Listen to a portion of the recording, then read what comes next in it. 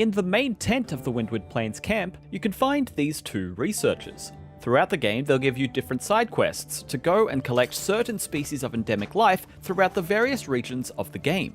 Here's how to find all of the required endemic life objectives and unlock the I Caught a Shooting Star trophy in Monster Hunter Wilds.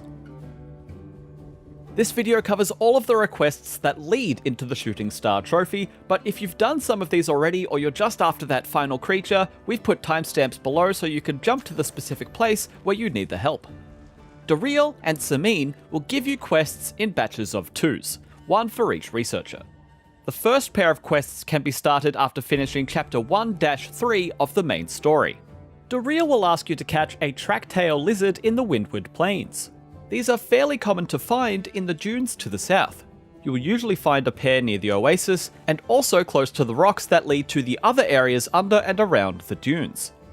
They are a little skittish though, so make sure your capture net is equipped and don't take too long when trying to catch them. Take them back to Dareel to finish the quest, and then Sameen will immediately ask for your help next. It seems they're having some small competition, but neither of them really want to talk about it much. At this point, fairness dictates that it's my turn. Sameen then asks if you can catch him a Dapperwing from the Scarlet Forest. These little bird creatures are scattered across the whole region, so if you keep your eyes peeled you should see them. Their colour can be different depending on the weather at the time, so they won't always look the same, but one surefire way to find them is to head to the top of the canopy. Go to Region 6, then climb the vines on this tree all the way to the top. Along the vine walkways up here are plenty of easy to spot Dapperwings. Catch at least one, then go back to Sameen to complete the quest. These are the only 2 endemic life quests that you can do before rolling credits, so keep in mind that the rest of this video will be showing the game after you unlock high rank. We won't show heaps, but anyone who is spoiler averse may just want to come back here after unlocking the quests for themselves. Once you unlock high rank, you'll have a bunch of side quests to do, including another pair of requests from Dareel and Sameen. First, Dareel wants you to catch an Ember Rufflizard in the oil well basin. These are easy to spot, and there's even a regular spawn that you can find right outside base camp. From your main camp, head to Area 4, the place with the ancient forge contraption in the center. Around the perimeter of the circular area, you should see some bright glowing lizards. Make sure to catch all of them because some of them might be azure lizards, and you need the ember lizards. Head back to Dareel, and then start Sameen's next request.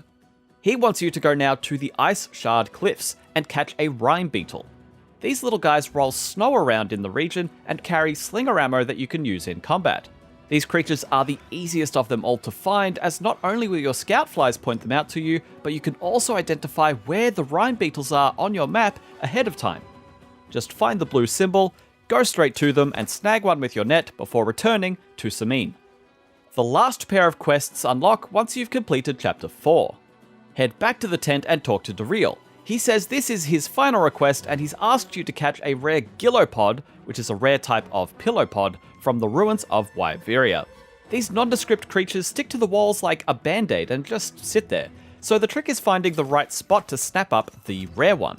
We found ours in Region 7, the main Guardian Chamber. Near the gigantic descending slope into the room is a broken piece of stone architecture, and on it is the rare Gillopod.